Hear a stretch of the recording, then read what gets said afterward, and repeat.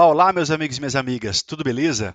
Professor Pietro aqui para a nossa quinta aula da disciplina de estruturas de dados aqui do curso de Engenharia de Software. Tudo beleza? Ora, eu gosto de dizer sempre que você, até esse ponto, já deveria ter visto as aulas conceituais relacionadas aos algoritmos de ordenação, dado uma olhadinha no livro, lido com carinho ali, os códigos também que o livro apresenta, beleza? Então, não marque bobeira, aproveite aí que você ainda está em tempo e tente compreender esses algoritmos. Hoje a gente vai falar sobre o algoritmo heap sort, beleza? Hoje, portanto, é a última aula na qual a gente fala sobre algoritmos de ordenação. Maravilha? Vamos lá então, para o que interessa? Bora lá então, olha só. Na aula anterior, a gente falou aí sobre o merge sort e o quick sort. Vocês estão lembrados lá do site da Universidade de São Francisco, lá na Califórnia, que a gente viu lá como que os algoritmos visualmente se comportam. Vocês têm também essa visão, né, essa questão mais visual dos algoritmos de funcionamento lá nos slides das aulas conceituais. Então vocês têm lá, basicamente, slide por slide, como que as variáveis se comportariam, como seriam as chamadas recursivas desses algoritmos. A gente já comparou também esses algoritmos com os algoritmos de ordem quadrática que a gente diz aí, o selection, o insertion e etc, né? O bubble sort também, enfim, que são algoritmos mais ineficientes. Hoje a gente fala um pouquinho mais de algoritmos de ordenação logarítmicos, que seria aqui hoje o heap sort. Então ele mais ou menos que se enquadra na mesma categoria desses outros dois algoritmos que nós vimos anteriormente aqui, o merge e o quicksort. Os três algoritmos, portanto, seriam algoritmos logarítmicos, ou seja, são mais rápidos do que os algoritmos quadráticos. Então, seriam mais rápidos, o quick, o heap e o merge sort seriam mais rápidos do que o insertion, o selection e o bubble sort, com a ressalva sobre o nosso querido insertion sort, que no melhor caso é muito rápido e chega a verificar se o vetor já está ordenado ou quase ordenado em ordem linear, ok? Que seria algo mais rápido do que ordem logarítmica aqui, pelo menos para a classe de algoritmos de ordenação. Então, unidade 4 do livro, sem mais delongas, vamos aqui, olha só. Aqui nós temos então o algoritmo geral do heap sort. Perceba que o heap sort ele depende de sub-algoritmos aqui. Então, assim como o merge sort dependia do merge e assim como o quick sort depende do partition, o heap sort aqui, ó, vocês podem ver aqui então que ele depende desse constrói heap e desse heapifica, tá? Dentre todos aqui, o mais importante é o heapifica, porque ele é usado tanto aqui dentro do heap sort quanto aqui dentro do constrói heap. Vocês vão perceber então que no fim das contas o nosso arranjo ele vai ser normal, um arranjo linear como a gente está acostumado a ver, mas ele vai ser organizado como se fosse uma árvore. Nas unidades 1 e 2 do livro de vocês a gente fala de árvores também. Então quer queira quer não, a gente já está há 5 semanas tendo aulas, já teria que ter dado tempo de você dar uma olhadinha nas aulas conceituais também das unidades 1 e 2, ok? Para você entender que pelo menos lá no comecinho a gente fala que é possível organizar um arranjo, organizar um vetor, como se ele fosse uma árvore. A gente consegue fazer cálculos a partir de uma posição para considerando essa posição como sendo a composição do pai, a gente consegue achar os filhos da esquerda e da direita lá, beleza?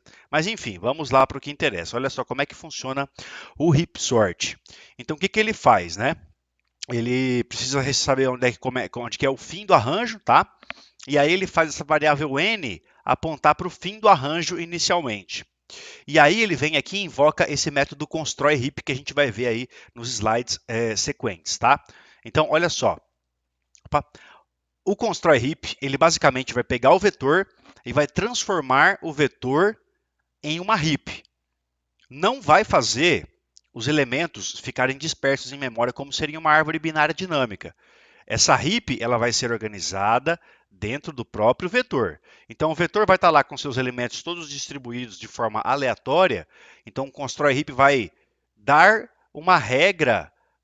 Ele não vai ordenar ainda o arranjo, mas ele vai colocar a regra nos elementos do arranjo. Ele vai construir uma árvore binária que é conhecida como heap. Para quem não sabe o que é heap, gente, do inglês a gente pode traduzir heap literalmente como uma montanha, né? Então pensa numa montanha de cascalho, uma montanha de pedra, ou seja, um cone, onde no topo aqui eu tenho um pico aqui, né? E lá para baixo eu tenho uma base, tá? Uma base aqui. Entenda isso aqui como uma figura tridimensional, se você tiver condições. Deixa eu redesenhar ela aqui então, vai. Ó, imagina um montezinho aqui, onde eu tenho uma base, né, tridimensional, isso aqui seria, tá? Então você tem aqui a base e o montezinho lá para cima lá. Nesse caso, a gente vai querer sempre colocar o maior elemento no topo da heap. Então ele é como se fosse uma árvore, tá? Ele é como se fosse uma árvore. E aí, a ideia do heap sort é que entre três elementos, o nó pai, a subárvore esquerda e a subárvore direita, ou a raiz da subárvore esquerda e a raiz da subárvore direita, entre o pai, a esquerda e a direita, o maior entre os três tem sempre que estar na posição do pai, na posição da raiz, ok? Então, se eu pegar outros três elementos aqui, ó, é como se a regra tivesse que continuar sendo respeitada, ou seja, esse elemento aqui, o pai, ele tem que ser necessariamente maior do que os elementos da esquerda e da direita simultaneamente. Isso tem que se manter funcional para toda a heap, tá? Perceba que isso não tem necessariamente a ver com uma árvore binária, uma árvore de busca binária. Na árvore de busca binária, os menores estão à esquerda e os maiores ou iguais à direita, alguma coisa nesse sentido, né? Aqui não é a mesma coisa. Heap não é a mesma coisa que árvore binária de busca, beleza? Tome cuidado com isso, perceba a diferença. E aí, beleza, então o que o constrói heap ele faz? Ele vai olhando de 3 em 3 nós lá e vai construindo a heap dentro do arranjo, tá? E depois começa de fato o heap sort. Então, ele constrói a heap dentro do arranjo e aí ele faz o quê? Para a variável i, do fim do arranjo, do fim, entre aspas, de n, da posição n, que começa no fim inicialmente, até o início do arranjo, ou seja, do arranjo de trás para frente, o que ele faz aqui, ó, tá? Ele faz o seguinte, ele pega o cara que está na raiz, que está na primeira posição do arranjo, e joga lá para trás. Por que ele faz isso aqui? Porque, como a gente viu, em uma heap, entre três elementos, o pai, filha esquerda e filha direita, o pai sempre é o maior. Nesse caso aqui, a gente está chamando esse cara de max heap. Também existe a min heap. Na min heap, só um parêntese aqui, tá? Existe a min heap e um parêntese aqui, no caso, na min heap, o menor elemento entre todos está na raiz. No nosso caso, a gente não está trabalhando com uma min heap, a gente está trabalhando com uma max heap. A max heap, o maior entre os três elementos, está sempre na raiz. Beleza? E aí, como eu sei que o maior elemento está na raiz, se eu quero ordenar o meu arranjo de forma crescente, eu pego esse cara que seria o maior de todos e jogo ele lá para o final. E aí o que eu faço? Ó, como esse for aqui ele é do fim para o início, esse para, então o que vai acontecer? Esse n, esse i aqui, na verdade, ó, ele vai fazer com que o elemento que foi para o fim, ele já fique com a sua posição final ordenada. E aí o i é decrementado de posição, tá? É decrementado de posição. E a gente tem aqui, inclusive, o n também sendo decrementado aqui no caso, né? E o n faz o que aqui, ó? Ele diminui de tamanho, ó. Ele vai de n, ele recebe n menos 1, tá? Ele recebe o próprio n menos 1. Ou seja, o n aqui também, ó, o n aqui, o que ele faz? Ó, ele diminui de tamanho. Ou seja, na porção esquerda do arranjo, nós temos uma heap. Na porção direita do arranjo, nós temos o arranjo ordenado do fim para o início. Ok? Feita essa troca, o que vai acontecer? Quando a gente faz essa troca do elemento do início, jogando ele para as posições finais já ordenadas, a gente estraga a heap. A gente estraga, ou seja, o maior elemento não necessariamente vai estar na raiz. Então eu tenho que invocar o método heapfica para que o heapfica faça o quê? Para que ele reorganize o arranjo A, considerando um arranjo aqui, ó, de tamanho n. E veja, quando eu falo arranjo de tamanho n, eu estou desconsiderando a porção do arranjo que já está ordenada lá. Então, o tamanho da heap, o n, na verdade, no fim das contas, gente, ele marca o tamanho da heap dentro do próprio arranjo, tá? Ok? Então, eu heapifico novamente o arranjo. considerando essas posições todas. O que é o constrói heap, então? Ó, eu vou da metade do arranjo até a posição inicial e eu faço o que aqui? Eu chamo o método heap-fica. Ah, professor, por que da metade do arranjo? É possível provar matematicamente que em um arranjo linear que foi transformado em árvore, metade dos nós praticamente são nós folha. E quando metade dos nós são nós folha, eu não tenho filhos lá embaixo para eu fazer, eu não tenho filhos lá embaixo para eu querer descobrir quem que é o maior entre os filhos de um nó folha. O nó folha não tem filho. Então eu não preciso chamar o método heap-fica para nó folha. Por isso que eu vou chamar o heap-fica a partir da metade aqui, ok? A partir da metade aqui. Beleza? Então é assim que funciona o heap-fica. E o heap, aliás, perdão, é assim que funciona o constrói heap. O heap-fica, por sua vez, o que ele faz? Ele vai comparar 3 a 3 elementos. Isso está tudo nas aulas conceituais lá para vocês, bem bonitinho, tá bom, galera? Então, olha só. Heap-fica, ele descobre qual é a posição do filho à esquerda a partir da posição do pai, tá? Do filho da direita também a partir da posição do pai. Isso aqui, gente, está lá nas unidades 1 e 2 de vocês, essas fórmulas aqui. Essas fórmulas aqui são basicamente as fórmulas que a gente usa para descobrir como que a gente pode usar um vetor para representar uma árvore. Ok? Esse vetor aqui representaria essa árvore. E aí, a posição do pai, ela permite que a gente descubra aonde está a posição dos filhos esquerda e direita, através dessa formulazinha aqui. Maravilha? A posição do filho à esquerda é a posição do pai multiplicado por 2 mais o número 1. E a posição do filho à direita é a posição do pai multiplicado por 2 mais o número 2. É isso, ok? A partir de qualquer nó, a partir de qualquer elemento do meu arranjo, que foi transformado em árvore, que foi transformado em heap, eu consigo descobrir quem é o filho à esquerda ou à direita dele, com essas duas fórmulas. Dando sequência, o que ele faz aqui? Ó? Das linhas 3 até a linha 8 aqui. Ó, ele verifica, ó, o elemento da esquerda é maior do que o cara que está na raiz? Ora, se o cara da esquerda é o maior, então eu salvo o índice dele. Beleza? Caso contrário, se não é o cara da esquerda que é maior que o cara da raiz, o que ele compara aqui? Ó? Ele faz o seguinte, ó, se não é o cara da esquerda que é maior do que o cara da raiz, é certo que o cara da raiz é maior ou igual que o cara da esquerda. Então, eu salvo a posição I, que é o potencial maior. Então, nesse momento aqui, gente, ó, o que eu fiz aqui? Ó, né? O que esse cara fez aqui? Ó? Esse cara aqui comparou o elemento I, da posição I, ok? O elemento da posição I com o elemento da posição da esquerda, na minha árvore que está dentro de um arranjo, A. Se esse cara, o da esquerda, for maior do que o cara da raiz, eu preciso garantir que o cara da esquerda seja referenciado, porque depois eu vou ter que jogar ele para a raiz. Lembra que a heap funciona de que forma? A heap deixa na raiz o maior entre os três elementos aqui. Tá?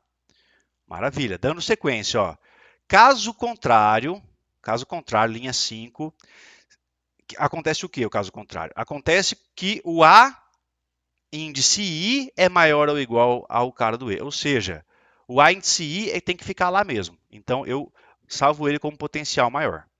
Então, nas linhas de 3 a 6 aqui, ó, tá?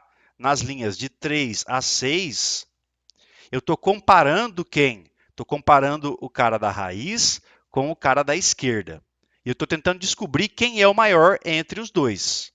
E eu estou, evidentemente, aqui escolhendo quem que é o maior através da comparação da linha 3 e do serão da linha 5. Por fim, falta o quê? Eu já descobri quem que é o maior entre os dois ali. Já descobri quem que é o maior entre os dois ali, da esquerda e o da raiz. Falta eu saber se o cara da direita é potencialmente maior do que algum dos dois que a gente acabou de verificar nas linhas de 3 a 6. Então, na linha 7 e 8, o que eu vejo? Ó, se o cara da direita for maior do que o maior que nós encontramos anteriormente aqui, tá? Então, aí é o cara da direita que tem que ser depois, ó, trocado com o cara da raiz, ó. Beleza? Então, basicamente, gente, o que esse algoritmo faz? Ele olha 3 nós, ele olha 3 elementos do arranjo e vê quem que é o maior entre os 3. Independente de quem que foi o maior, esse maior tem que ficar na raiz. Beleza? E fim, e fim. Aí depois eu chamo o heap fica recursivamente, porque se essa árvore ela for maior lá para baixo, ó, tá? E eventualmente eu fiz uma troca aqui entre a raiz e algum dos filhos, pode ser que a sub-árvore tenha estragado, ela tenha deixado de virar heap. Então eu invoco o heap fica para o nó trocado recursivamente, até que toda a heap esteja correta, ok? Então, meus amigos e minhas amigas, isso é o heap sort. Professor, pelo amor de Deus, não entendi, cabuloso, está muito difícil. Então, olha só, vai com calma, pega o código, debuga o código, tá? Debuga.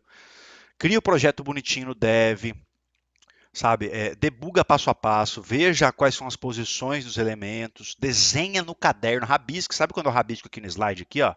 Quando eu rabisco o vetor no slide aqui, ó, faça isso no seu caderno também, passo a passo, para você entender o que está acontecendo.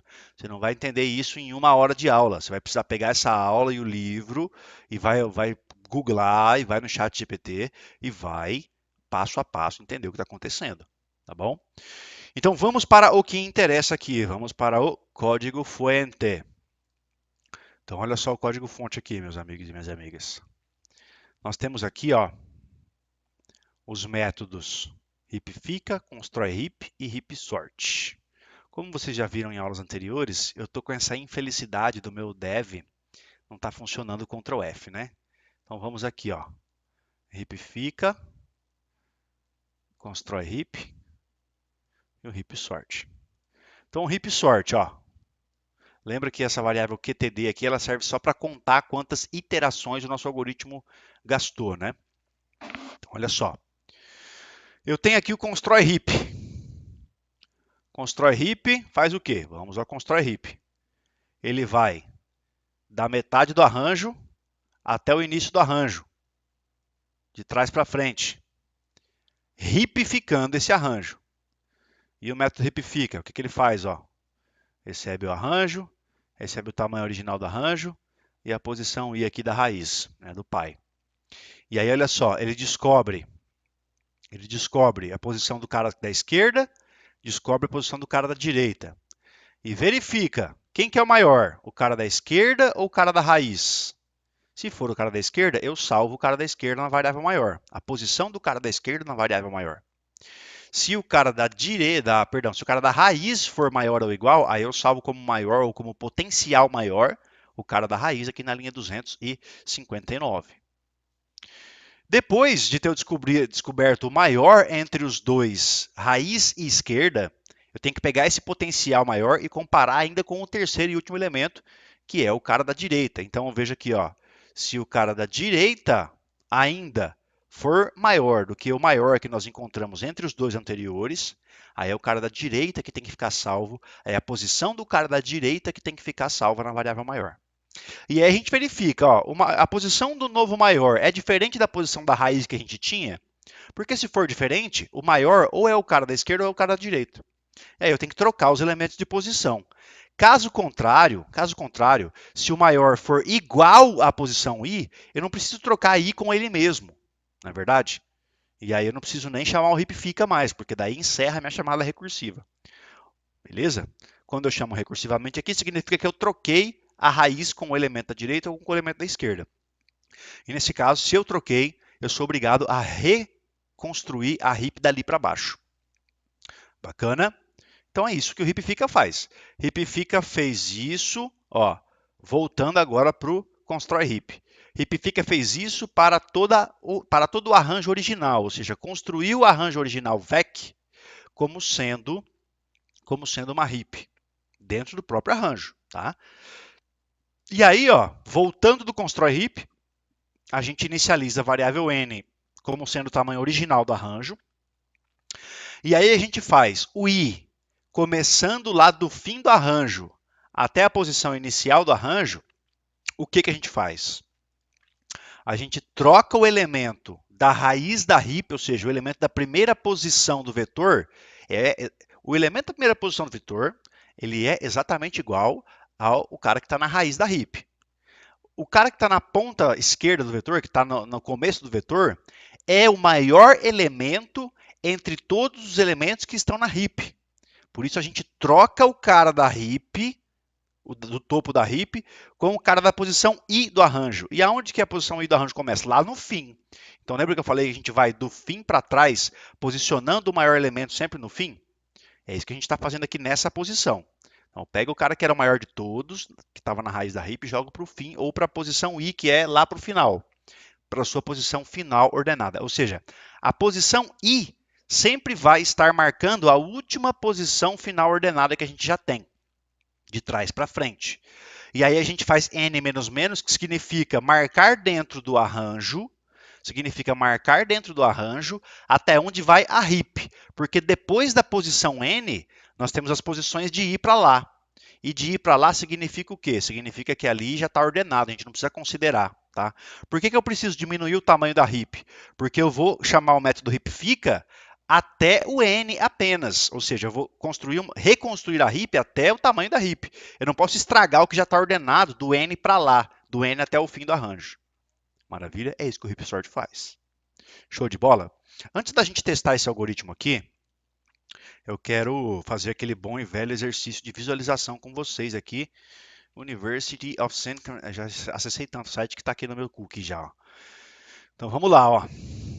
Vamos aumentar aqui a brincadeira.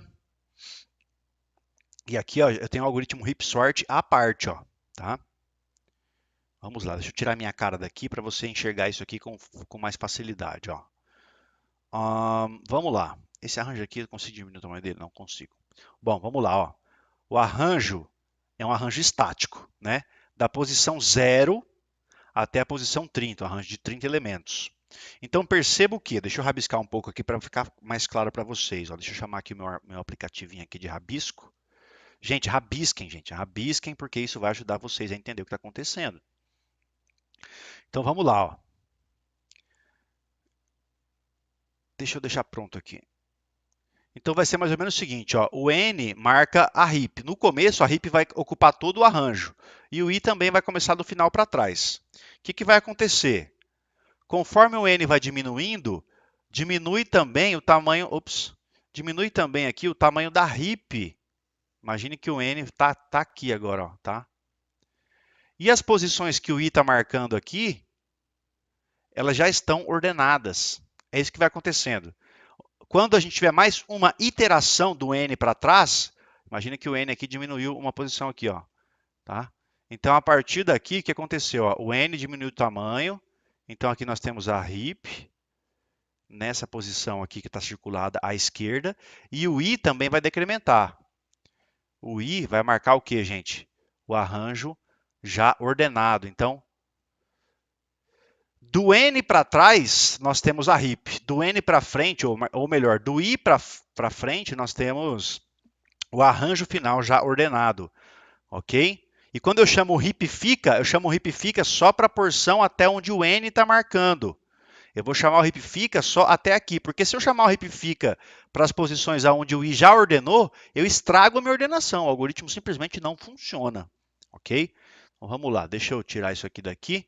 E vamos chamar o método heapfica, randomize array, e que chama o heapsort. Ó, devagar, ó, devagar. O que está acontecendo aqui, ó? O que está acontecendo nesse momento, tá? Pausa, pausa, pausa. Ele chamou o método constrói heap do arranjo da metade do arranjo para trás. Ah, professor, por que está circulado ali? Ó? Porque ele está comparando ó, justamente os filhos do nó 264. Onde que está o 264? Ó, aqui onde é que está o 264. Ó.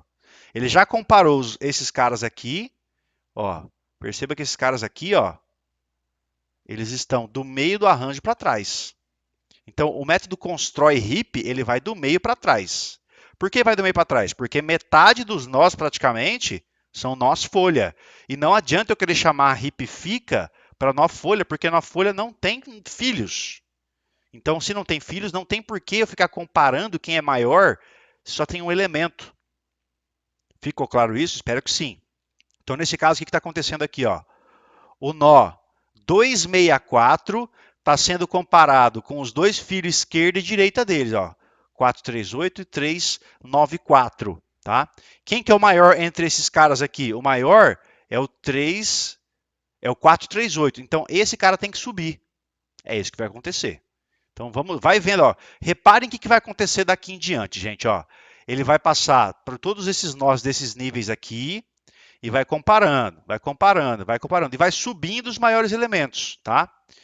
Depois ele vem para esse nível aqui, segundo nível, compara com os filhos. Trocou, chama de novo recursivamente para baixo, até que ele pode saltar para o próximo nó e para o próximo, e ele vai ripificando até que ele ripifica, e o maior entre todos os elementos, quando ele terminar de construir a RIP, vai estar na raiz. Então vamos lá, a gente ainda está executando nesse momento o método constrói RIP. Vai olhando aí, ó. Qualquer coisa pausa o vídeo e assiste de novo, tá, gente? Ó, vamos lá.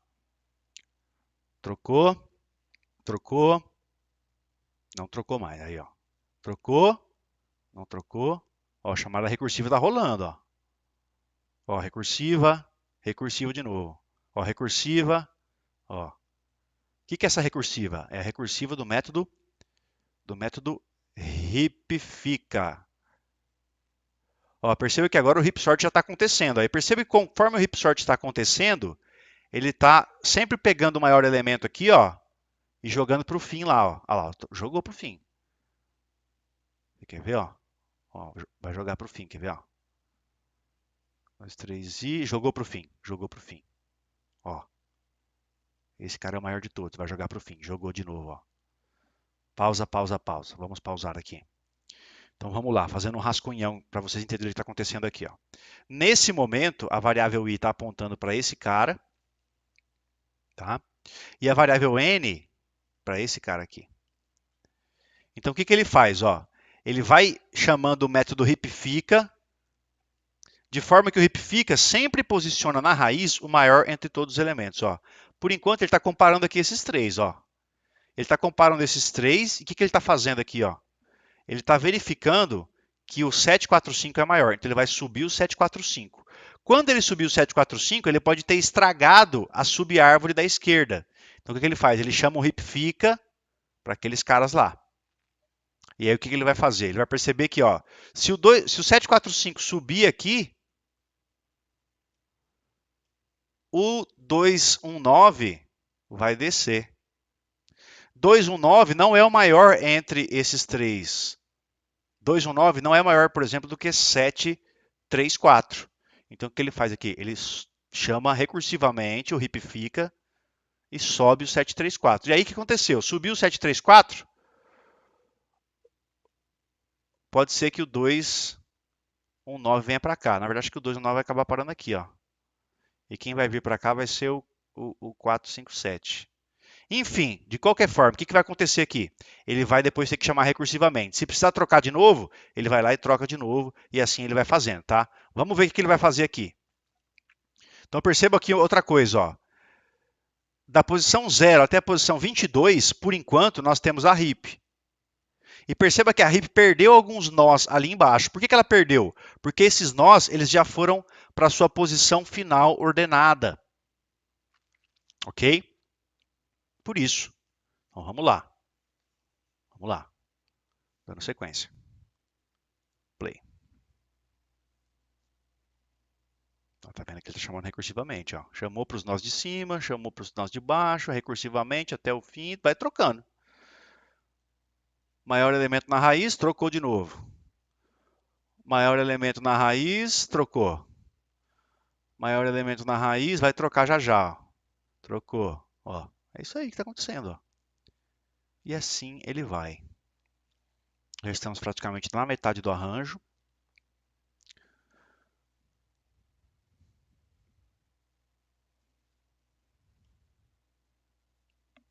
Muito bacana esse algoritmo. Ele é bem engenhoso. A minha visão, ele é muito inteligente. Muito inteligente esse algoritmo. Então, a cada nova invocação do ripifica, ele reconstrói a RIP, e quando ele chega ao fim do ripifica, ele vai lá e troca o arranjo, o cara da raiz, ou o cara da primeira posição do arranjo, com a sua posição final ordenada. E aí, ó, ordenou o arranjo, ó. Ordenou o arranjo, tá? Então, ó, debuguem isso aqui, execute passo a passo, perceba como ele pega esse site aqui e compara com o algoritmo, com o pseudocódigo, ou compara, por exemplo, com o código-fonte, né, para você ver. Recomendo que você vá direto ao código-fonte, tá? Então, recomendo que você teste isso por conta própria, não fique esperando cair do céu. Beleza?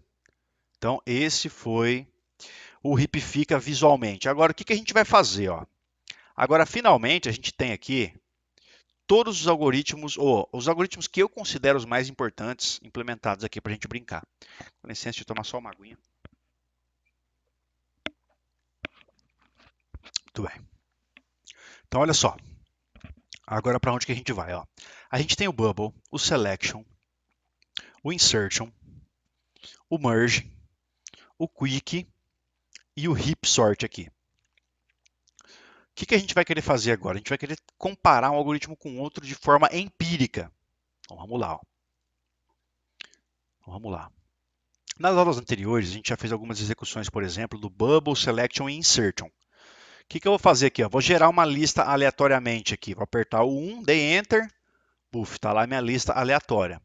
Aqui embaixo, quando eu mandar ordenar o arranjo, ele vai me mostrar quantas iterações ou quantas comparações o algoritmo fez para ordenar o arranjo. Eu vou ordenar primeiro aqui, ó, com o Merge Sort. 6, ó, tuf. Para esse arranjo, ele levou 19 iterações, tá? Vou pegar o mesmo arranjo e vou mandar ordenar agora com o Quicksort, número 8. Vamos lá. Ó, o Quicksort foi ligeiramente mais rápido, levou 15 iterações, tá? Muito bem. 15 iterações, já foi um pouquinho mais rápido. Vantagem do Quick em relação ao Merge. Ó, o Merge foi um pouquinho mais lento e o Quicksort, lembrem-se, ele não utiliza memória auxiliar. De todos esses algoritmos aqui, o único que usa memória auxiliar é o Merge Sort. Lembra que o Merge Sort precisa lá da porção esquerda e direita sendo copiadas para um novo arranjo, para que a gente consiga remontar o arranjo original ordenado a partir dessas regiões esquerda e direita? Lembra disso? O método Merge faz isso, né? Beleza. Então agora, ó, vou chamar o heap 7. Olha o heap sort como foi lento, 33 iterações. Vou chamar de novo para ter certeza que eu fiz certo. Fiz certo, 33. Então, entre o merge, o quick e o heap, os três que seriam n log de n, ou seja, seriam algoritmos logarítmicos, empiricamente, aqui no mundo real, a gente teve o quicksort sendo mais rápido entre eles, tá? Sendo mais rápido entre eles. O que dá para a gente fazer mais de comparação aqui? Vamos colocar aqui agora o Bubble Sort para executar. Coloca o Bubble aqui. Olha o Bubble Sort, levou 45 iterações. Vamos de Selection Sort, 45 também. Vamos de Insertion Sort, 24 iterações. Nesse caso, o Insertion Sort foi mais rápido do que o Heap. Né? Por que o Insertion Sort foi tão rápido assim? A gente poderia imaginar que talvez esse arranjo esteja quase ordenado. O que acontece, na verdade, é que o Insertion Sort, dentro do laço interno dele, ele fez poucas trocas, por isso que ele acabou sendo mais rápido do que o Heap Sort. Vamos fazer aqui o seguinte, ó, agora a gente vai fazer o seguinte, a gente vai fazer outro teste. Eu vou agora criar uma lista manualmente aqui, então eu vou colocar um arranjo totalmente ordenado em ordem crescente. Então, posição 0, 1, 2, 3, 4, 5, 6, 7, 8, 9 e o 10 lá no final. Então, vamos ordenar com cada um dos algoritmos. Vou de cima para baixo, ordenar com o algoritmo Bubble Sort 3. Ó, levou 45 iterações. Bubble Sort é ruim para bexiga, não tem jeito, né? Selection Sort, 45 iterações também. Insertion Sort. Ó o Insertion Sort. Ele simplesmente passou reto no vetor. Não teve que fazer troca nenhuma. Ele foi o melhor de todos, o Insertion Sort aqui.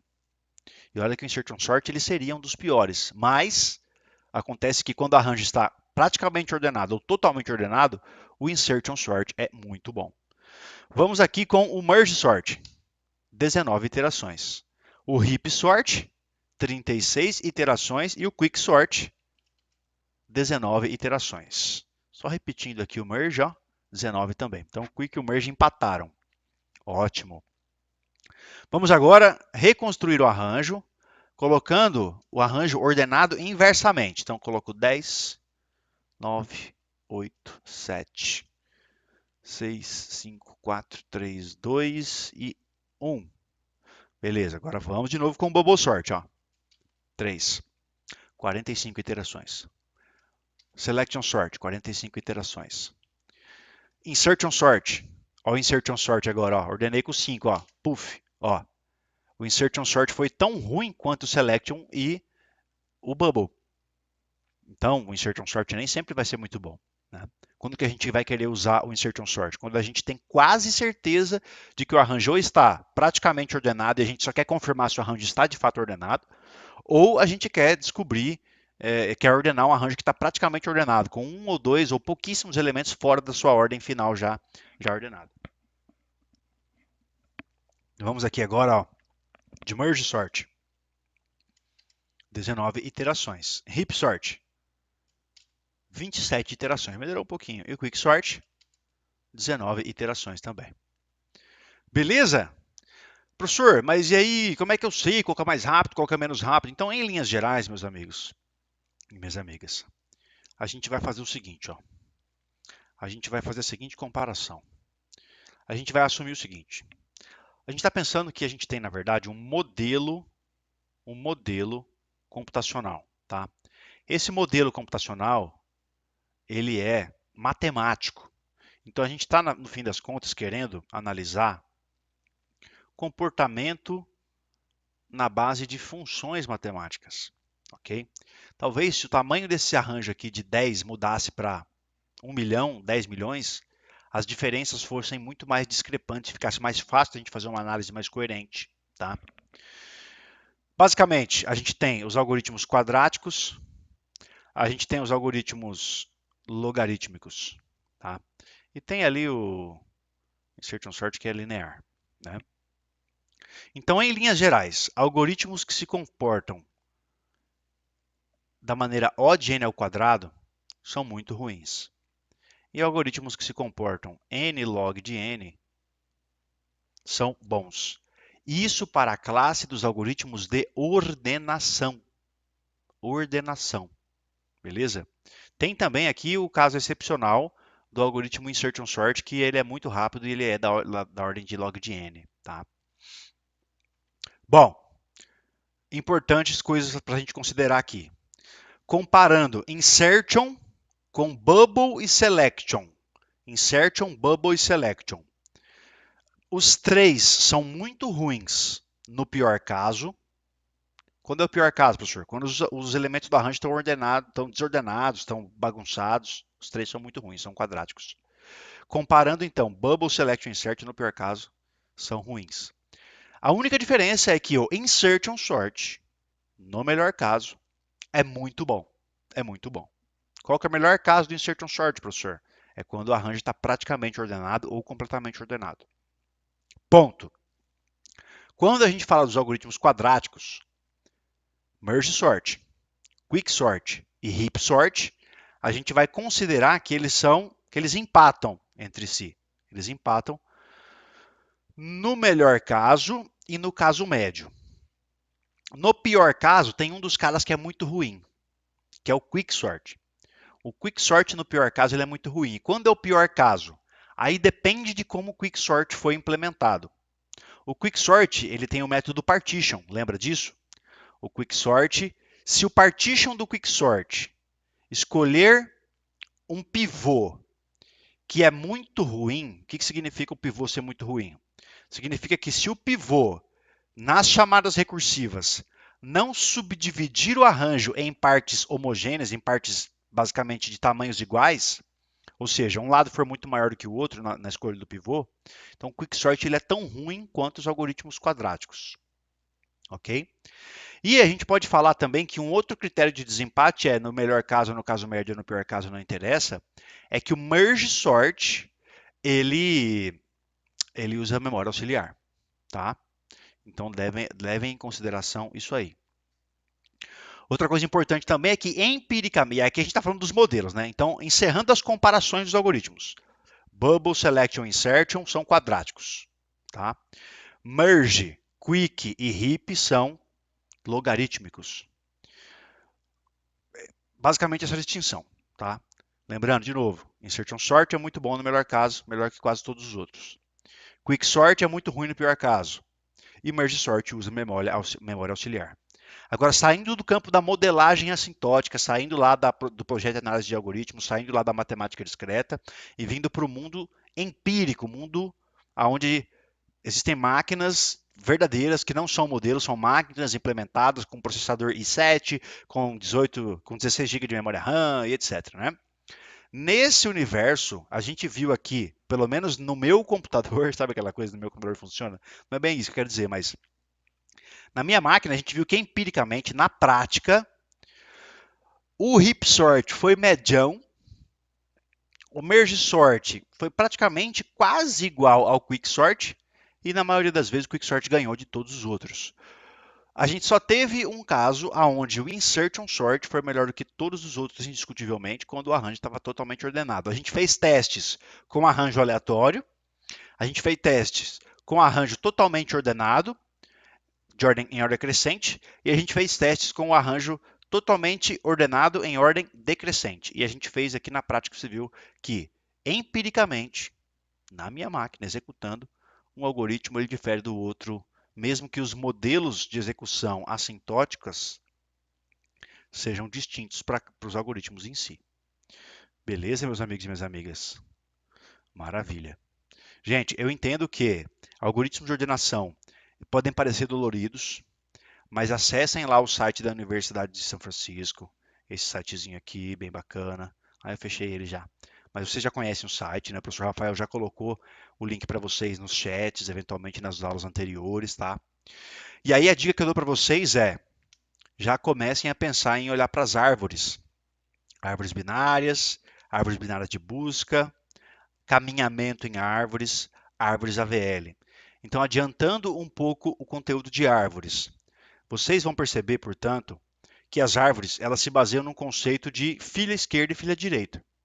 Então, um nó está na raiz, e a partir desse nó, eu deveria ser obrigado a escolher entre navegar para o filho da esquerda ou para o filho da direita. É isso a árvore binária. Não é uma estrutura de dados linear, estritamente linear, como é o caso dos vetores. Nos vetores, você tem uma estrutura de dados totalmente linear, onde você também navega para a esquerda ou para a direita, mas você tem uma estrutura estritamente sequencial. A árvore se difere desses caras em que sentido? A árvore, ela não é estritamente sequencial, por quê? Porque ela tem um tamanho menor do que o tamanho, não vou falar tamanho, vou falar em altura, né? Ela tem o conceito de altura. Então, para eu navegar da raiz até um nó folha, é muito mais rápido do que eu navegar da ponta de um arranjo até o final desse o final extremo desse arranjo. E isso faz das árvores algumas das estruturas de dados mais eficientes para inserção, remoção, alteração e consulta de toda a computação. Ok? Em especial, eu diria para vocês, foquem em árvores binárias na parte de caminhamentos, percurso. Ô, Pietro, percurso, tá? E foquem também aí vocês estão na disciplina de estrutura de dados 1, né? Lá em estrutura de dados 1, vocês têm as buscas, a busca em largura e a busca em profundidade. Esses algoritmos aqui também são bacanas, mas é da outra disciplina, não confunda com essa, tá? Mas aqui na minha disciplina, aqui na estrutura de dados 2, foquem em percurso e tentem com carinho entender o que são as árvores AVL, tá? A árvore AVL é um dos algoritmos de balanceamento mais famosos aí. Existem outros que a gente não aborda aqui na disciplina. Se você tiver curiosidade, procura lá depois sobre as árvores rubro-negras. Mas depois que a disciplina acabar, tá? Não esquenta a cabeça com a árvore rubro-negra por enquanto. A árvore rubro-negra. Ou também conhecida como black and red, ou como vermelho-pretas, árvores vermelho-pretas. Tem também as árvores B-estrela, enfim, tem várias árvores aí, tá, para você investigar. Fico por aqui então, agradeço a sua audiência e sua paciência, e a gente se encontra na semana que vem, onde a gente dá continuidade na disciplina, e eu peço por gentileza, gente, leiam o livro, sabe? Vejam lá as aulas conceituais, tirem suas dúvidas com o professor Rafael na mediação. Se o professor Rafael quiser, eventualmente, entregar uma dúvida para eu ajudar, eu estou à disposição, ele sabe disso, tá bom? Vocês não podem passar essa disciplina sem ganhar esse diferencial. No mercado de trabalho, acreditem vocês ou não, olha no mercado de trabalho de novo, né? Acreditem vocês ou não, esse tipo de conteúdo ele é diferencial sim. Entre vocês que estudaram isso aqui e alguém que não estudou, no momento de uma entrevista, se esse tipo de conteúdo for cobrado, você está na frente. Então lembra daquela conversa que eu sempre falo, desse pessoal que fala que faculdade não é necessária, que nananã. Ok, eu entendo a argumentação deles. Até certo ponto a gente até pode aceitar a argumentação deles. Mas no frigir dos ovos é um diferencial. Tá? Eu sei disso porque eu tenho feito entrevistas para empresas estrangeiras. Ainda não passei, mas quem sabe um dia, né? E nessas entrevistas, eles cobram esse tipo de conteúdo. Eles querem saber se eu sei usar a estrutura de dados, se eu sei como ela funciona, se eu sei como ela foi implementada, se eu sei a complexidade de tempo, ou seja, quanto tempo no modelo assintótico, se ela é O de n, se ela é O de n de logaritmo, se ela é O de n ao quadrado, se ela é O de n vezes log de n, se ela é, enfim, qual é a complexidade das operações de inserção, remoção, busca e alteração de percurso, ok? Então isso vai de fato dar um diferencial para vocês. E outra, vocês são engenheiros e engenheiras de software, né?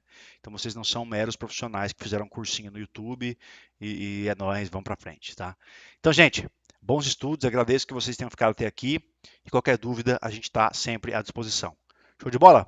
Vou ficando por aqui então. Nos vemos na próxima aula, ao vivo, sempre que possível, para a gente tirar nossas dúvidas ao vivaço lá. Vocês sabem que sempre que possível eu dou uma atenção para o chat.